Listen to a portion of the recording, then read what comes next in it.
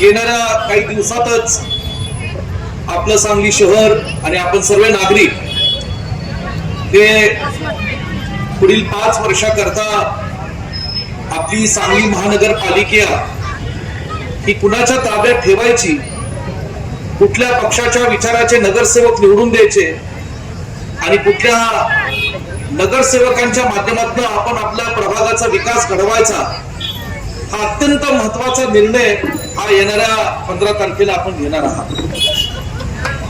आपल्या लोकशाहीमध्ये आपल्या घटनेनुसार ज्या स्थानिक स्वराज्य संस्थांच्या निवडणुका आहेत या दर 5 वर्षाच्या कालावधीनंतर झाल्या पाहिजे.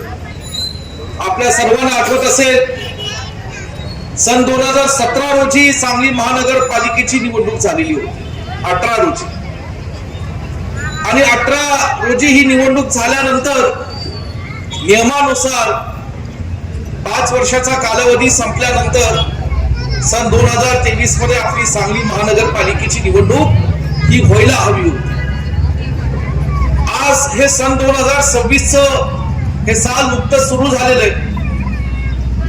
जवळ 3-3.5 वर्षाच्या कालावधीचा उशीर हा आपल्या सांगली महानगरपालिकेच्या निवडणुकीकरता झालेला आहे.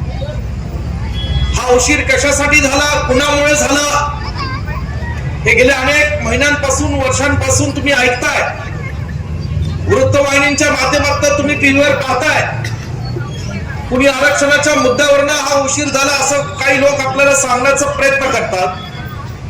परंतु मला आपल्या सर्वांना सांगायचंय की जे संपूर्ण महाराष्ट्राला आणि सांगली शहराला जे राज्य सरकारने वेटीस ठेवण्याचं काम केलं ते मुद्दामन केलं. आणि मी वेटीस ठेवण्याचं काम केलं हे मी मुद्दामन म्हणेल, कारण खऱ्या अर्थाने लोकशाहीच्या पद्धतीने स्थानिक स्वराज्य संस्थांमध्ये सर्वसामान्य जनतेचा, लोकांचा आवाज जो उठला हवा होता तो नगरसेवकांच्या माध्यमातून, जिल्हा परिषद, पंचायत समितीच्या माध्यमातून तो अनेक वर्षांपूर्वी उठायला हवा होता. पण तो आवाज दाबण्याचं काम हे राज्य सरकारने केलं. सातत्याने लोकांच्या मागण्या होत्या.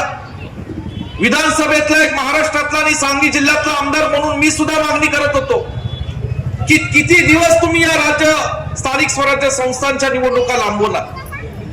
राज्य सरकारला अजूनही निवडणुका घ्यायच्या नव्हत्या. हे पुढं ढकलत त्यांना हे न्यायचं होतं. का न्यायचं होतं? कारण राज्य सरकार म्हणून हे सगळे महानगरपालिका चालवण्याचे अधिकार प्रशासकाच्या माध्यमातून हे राज्य सरकारकडे गेले होते. आणि म्हणून ह्यांना कोण जाब विचारणार नव्हतं. आणि म्हणून महानगरपालिकेच्या प्रशासकाच्या माध्यमातून मोठमोठे कोट्यावधी रुपयाचे टेंडर काढणं, ते टेंडर यांच्या मर्जीतल्या असणाऱ्या ठेकेदारांना देणं आणि त्यातला प्रचंड भ्रष्टाचार करून फक्त पैसे काढण्याचा धंदा आणि पाप हे सत्ताधारी राज्य सरकारने गेल्या काही वर्षांपासून केलेले आहे. आपण महानगरपालिकेची निवडणूक कशासाठी लढतो? आपण या वॉर्डातले लोक असेल, सांगली शहरातले नागरिक असो, आपण आपल्या नगरसेवकाला किंवा नगरसेवक पदासाठी उभे असलेल्या उमेदवाराला आपण कशासाठी मतदान करतो? कारण तो आपल्यातला एक नागरिक असतो, त्या वॉर्डातला राहणारा एक व्यक्ती असतो. आणि त्या व्यक्तीला जो उमेदवार असतो तो कुठल्या काय पक्षाचा असणार, त्याला त्या वॉर्डातले प्रश्न माहित असतात. तेव्हा तिथल्या सर्वसामान्य लोकांशी त्याचे काहीतरी नाते संबंध असतात. तो लहानाचा मोठा त्या वॉर्डात झालेला असतो. मग तिथल्या गल्ली बोळातले लोकांचे काय प्रश्न त्याची त्याला चांगली जाण असते. परंतु जेव्हा तो नगरसेवक होतो तेव्हा महापालिकेत जातो. तो महापालिकेच्या आयुक्तांना, महापौरांना विचारतो की जेव्हा तुम्ही शहराचं बजेट करता त्या बजेटमध्ये माझ्या प्रभाग 16 मध्ये तुम्ही किती निधी दिला? माझ्या प्रभाग 16 मधील लोकांचे जे रस्त्याचे प्रश्न आहेत, जे ओपन गटारीचे प्रश्न असतील, लाईट खांबाचे प्रश्न असतील, हे किती तुम्ही सोडले? हा विचारणार तो नगरसेवक असेल. परंतु राज्य सरकारला हा नगरसेवकच करून द्यायचा नव्हता, म्हणून ही निवडणूक लागवली. आणि म्हणून मला तुम्हाला सर्वांना या ठिकाणी नम्रपणे विनंती करायची की येणाऱ्या 15 तारखेला जे तुम्ही पाप केलं 3-3, 4-4 वर्ष, हे जे महाराष्ट्राच्या जनतेला विटीस धरलं, ज्या निवडणुका तुम्ही लांबवल्या, त्याचं चोख उत्तर आपल्याला द्यायचं आणि महाविकास आघाडीच्या, काँग्रेस आणि राष्ट्रवादीच्या उमेदवारांना आपल्याला निवडून आणायचं. विशालरावने आपल्या भावना व्यक्त करीमभाई असतील, माझ्या आधीचे आमचे घोडके साहेब असतील, सगळ्यांनी आपल्या भावना व्यक्त केल्या. खरंय सांगली शहरासाठी आज ह्या भाजपच्या सत्तेतल्या लोकांनी नेमकं काय केलं याचं उत्तर ते देऊ शकत नाही. आणि उत्तर देऊ शकत नाही नेमकं काय केलं म्हणून ते नुसतं येऊन इथं सांगतात की आमची सत्ता द्या, मग आम्ही तुम्हाला अमुक तमुक करून दाखवू. आणि मला काय म्हणजे अजबच कारभार आहे ह्यांचा. 10 वर्ष राज्यात सत्ता तुमची, ठीक आहे, 2.5 वर्ष मध्यंतरी महाविकास आघाडीचं सरकार होतं. 10 वर्ष केंद्रात सत्ता तुमची, 1 वर्षापूर्वी खासदार तुमचे, सलग 10 वर्ष, गेले 15 वर्ष आमदार भाजप पक्षाचे. आणि हे सगळं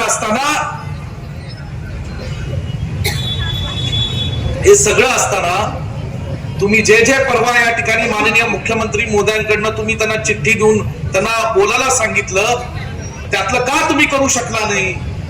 का शेरी लावण्याचा प्रश्न मिटला नाही? का पुराचं पाणी तुम्ही जे असं जाहीर भाषणात मोठी घोषणा केली की पुराचं पाणी या ठिकाणी आम्ही दुष्काळी भागाला देऊ किंवा अमुक ठिकाणी वळवू, असं जे काय तुम्ही मोठ्या गोष्टी केल्या त्या का तुम्ही करू शकला नाही? हा पहिला जाब या सत्ताधारी पक्षाच्या उमेदवारांना तुम्ही विचारला पाहिजे. आणि म्हणून याचा बारीक विचार करा माता भगिनींनो. मला आपल्या सर्वांना विनंती आहे, या सांगली शहराचे काय प्रश्न आहेत? सांगली शहरामध्ये गुन्हेगारी किती वाढली? दर आठवड्याला या सांगली शहरामध्ये दुर्दैवाने आम्हाला कुठेतरी वर्तमानपत्रात अशी बातमी वाचायला मिळते की सांगली शहरामध्ये एखाद्याचा मृत्यू झाला, खून झाला.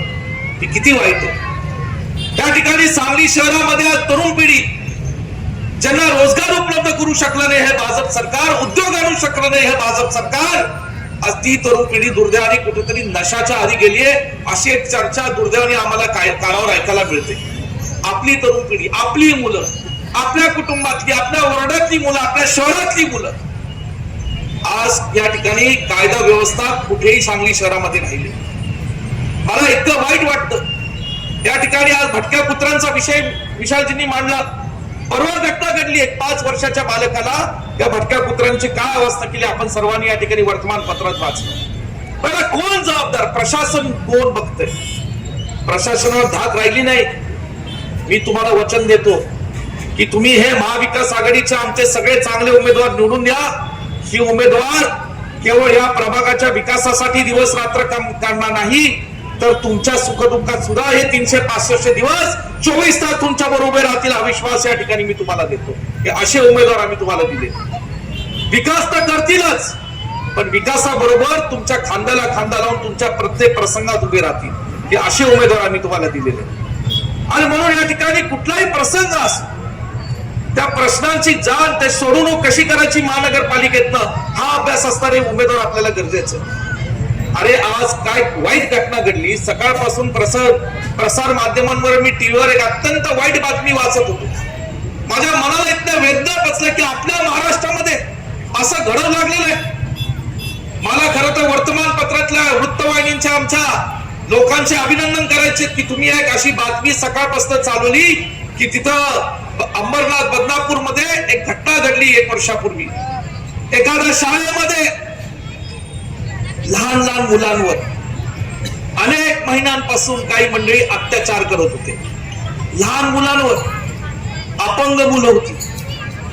थोडं वाईट हे घटना उघडकीस आली आणि उघडकीस आल्यानंतर या ठिकाणी त्यातला एक दोषी होता, त्याचा एन्काउंटर करून मारून टाकलं. कारण तो अनेक गोष्टी सांगणार होता की यात खरे जबाबदार माणसं कोण आहेत. आणि त्यातला एक मुख्य आरोपी तुषार आपटे नावाचा, तो कुठल्या संघाचा आहे, तो कुठल्या पदावर आहे, हे सगळं माहिती आहे. त्या तुषार आपटे हा आरोपी, या आरोपीला ह्यांनी त्या नगरपालिकेमध्ये कोण नगरसेवक केलं, हे किती महाराष्ट्राला डाग लागणारी दुर्दैवी घटना आहे.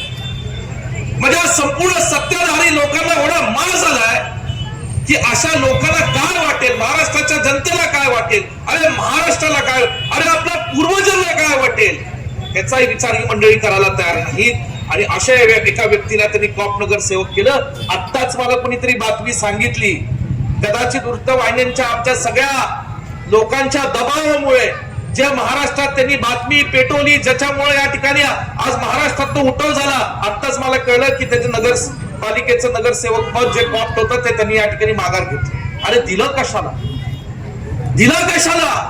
तुम्हाला जनाची नाही मनाची नाही, तुम्ही या ठिकाणी अशा गोष्टींचा बारीक विचार करत नाही की महाराष्ट्रातल्या आमच्या माता भगिनींना काय वाटेल, लोकांना काय वाटेल, याचा विचार केला जातो. आणि म्हणून मला आपल्या सर्वांना सांगायचंय, या ठिकाणी आज ही जाती धर्माची राजकारण करणारी जी मंडळी आहेत ती आपल्याला बाजूला ठेवायची.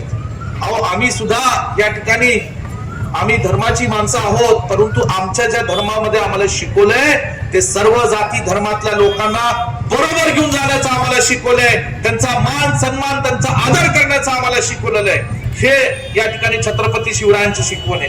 हे या ठिकाणी परमपूज्य डॉक्टर बाबासाहेब आंबेडकरांची शिकवण आहे. आणि ह्याचा मान सन्मान ठेवून आम्ही समाजकारणात राजकारणात काम करतो. आणि म्हणून आपल्या सर्वांना मला विनंती करायची, ही 15 तारीख येतील पुढचे काही दिवस सत्ताधारी पक्षाचे लोक काही आमिष दाखवतील, काय म्हणतील, पण हे सगळं तात्पुरतं लक्षात ठेवा. आपल्याला पुढील 5 वर्षाकरता निर्णय घ्यायचा आहे. आमचे राजेश नाईक असतील, आमच्या सलमा शिकलकर वहिनी असतील, आमच्या दीप्तीताई असतील, आदरणीय मयुरेश पाटील आमचे तरुण सहकारी असतील, ही सगळी मंडळी सर्वसामान्य कुटुंबातली आहेत, तुमच्यातली आहेत. आदरणीय हरुणबाई शिकलकरांचा विचारांचा वारसा तौफिक आणि इरफानी खूप चांगल्या पद्धतीने चालू आहे. आज तौफिक नगरसेवक म्हणून या ठिकाणी तुम्ही त्याला निवडून दिलं, काम करण्याची संधी दिली, 2-2.5 वर्ष काम केलं, पुन्हा प्रशासक लागू लागले. या ठिकाणी राजेश नाईक अनेक वर्षांपूर्वी नगरसेवक होते. मयूर पाटलांच्या आई या नगरसेविका होत्या. त्यांनी खूप चांगल्या पद्धतीने सगळ्यांना मायाची साथ दिली. आणि या ठिकाणी आमच्या घोडकेताई, त्यांचं एक अत्यंत प्रतिष्ठित एक कबड्डी क्षेत्रातलं नावाजलेलं या महाराष्ट्रातले कुटुंब आहे. अशा कुटुंबातली आमची भगिनी, अशी सगळी मंडळी, चांगली मंडळी आम्ही तुम्हाला विश्वासात घेऊन या ठिकाणी दिलेले सांगलीच्या आणि तुमच्या प्रभागाच्या सेवेसाठी. आणि म्हणून या ठिकाणी आज तुम्हाला सांगायचंय की प्रभाग नंबर 16 हा आम्हाला फार महत्वाचा आहे. मला खात्री आहे की या प्रभागातले सगळे आमचे नगरसेवक उमेदवार, त्यांना तुम्ही आशीर्वाद द्याल, त्यांच्या पाठीशी उभे राहा.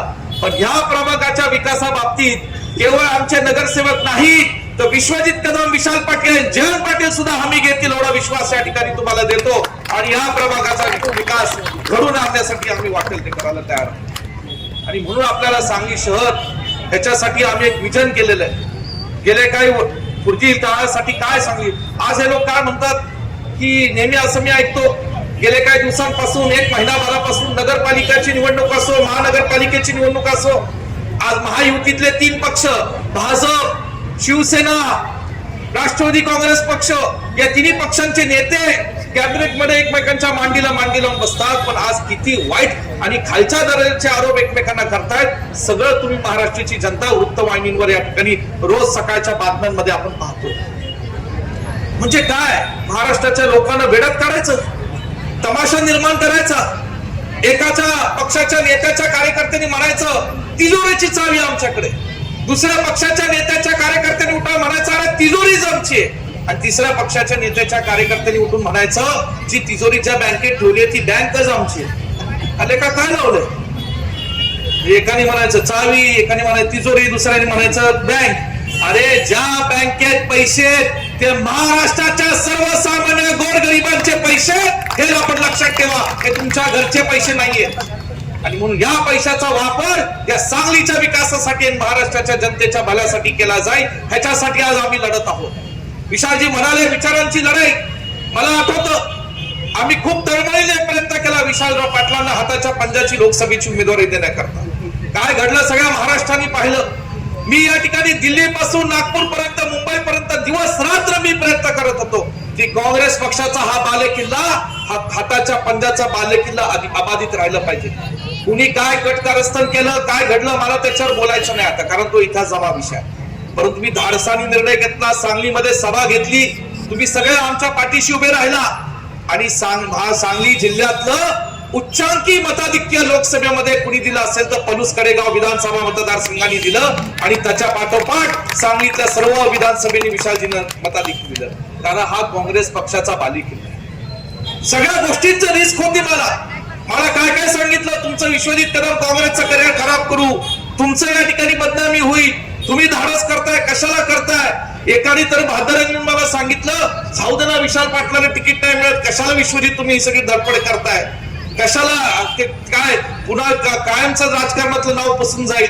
मी म्हणलं हे तुम्ही असलं फालतू शिकून आम्हाला शिकू नका. विश्वजित कदमांनी शब्द दिलाय विशाल पाटलांना, जो शब्द देतो तो विश्वजित कदम पाळतो. हे महाराष्ट्राच्या इतिहासातही सांगली जिल्ह्याने पाहिलं. हे दिखून आम्ही करून दाखवलं, नुसतं बोलून दाखवलं नाही, करून दाखवलं. आणि आज मला अभिमान आहे की आमचा भाऊ लोकप्रिय एक खासदार म्हणून आज सांगली जिल्ह्यातल्या सर्वसामान्य लोकांचा आवाज या ठिकाणी लोकसभेमध्ये अत्यंत समर्थपणे उठवण्याचं काम करत आहेत. आणि म्हणून ही ताकद आता सांगली शहरातली आपल्याला वाढवायची. ही ताकद वाढवायची असेल तर एक आणि एक नगरसेवक या ठिकाणी आपला महत्वाचा आहे. महाविकास आघाडीचं काम करत असताना आदरणीय जयंतराव पाटील साहेब असतील, मी असेल, विशालजी असेल, डॉक्टर जितेश कदम असतील, शहरातले इथं व्यासपीठावर बसलेले सर्व नेतेगण असतील, आम्ही सगळेजण या ठिकाणी तुमच्याशी बांधील आहोत. सांगली शहराच्या विकासासाठी, इथं असणाऱ्या लोकांच्या संरक्षणासाठी, इथं असणारे रखडलेले प्रश्न सोडवण्यासाठी आम्ही तुमच्यासाठी बांधील आहोत. त्याच्याकरता या ठिकाणी काँग्रेस राष्ट्रवादीला मदत करावी आणि आमच्या सगळ्या उमेदवारांना आपण निवडून द्यावं अशी नम्र विनंती करण्याकरता मी इथं आलोय. मी तुम्हाला जास्त लांब लचक बसणार नाही, कारण जसे चिलटे तुम्हाला त्रास देतात आम्हालाही त्रास देत आहेत. आणि मला माहितीये की हे जास्त या ठिकाणी हेच आम्हाला थांबवायचंय. पुढच्या वेळेस मी आलो, आमचे नगरसेवक निवडून आले की असे चिलटे कुठल्या पक्षाचे आणि इथले तुम्हाला त्रास देणार नाही एवढं निश्चितपणे आम्ही खात्री घेतो. आम्ही खात्री घेतो कोणी तुम्हाला त्रास देणार नाही. आणि म्हणून या ठिकाणी आज तुम्ही मोठ्या संख्येने जमलात. या प्रभाग 16 मधील आमचे चांगले चारीच्या चारी उमेदवार, आमचे मयूर पाटील आहे, त्याच्या बाबतीत बोलायचंच राहिले, तो प्रसिद्ध झालाय मयूर शेठ म्हणून. पण चांगला तरुण कार्यकर्ता आहे, तळमळीचा आहे, दिवस रात्र धडपड करतो, त्यांच्या आईच्या संस्कारात वाढलेला आहे, बरोबर ना. आणि आईनी त्यांनी आता घडवलेला असा एक तरुण कार्यकर्ता तुम्हाला दिलाय, त्याला खरंच या प्रभागातल्या लोकांची जाण आहे. असे चारीच्या चारी उमेदवार आपण सगळ्यांना निवडून द्यावं. आणि 4 हात एक मोठ्याने आवाज, 4 हात असे असे 5 झाले 3